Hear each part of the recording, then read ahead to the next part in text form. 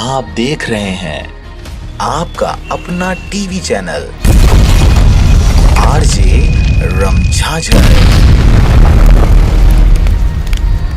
जज्बात के रंग, भरोसा के संग।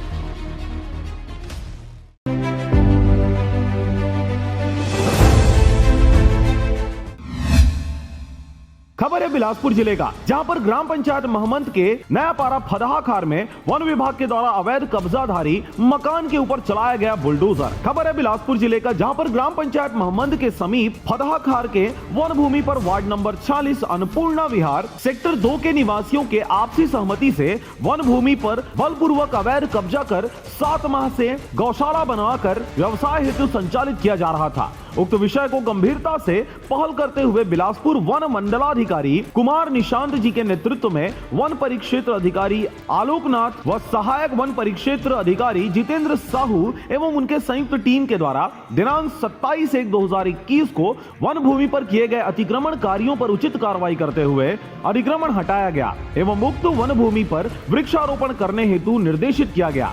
क्या है, यहाँ पर शिकायत है अतिक्रमण की। जो वन भूमि है यहाँ पर कदाकार RF1 है, वहाँ पर अतिक्रमण शिकायत से वन मंडलाधिकारी अतिक्रमण को हटा दिया गया। बिलासपुर से अमित पाटले की रिपोर्ट, आरजे रमझाझर।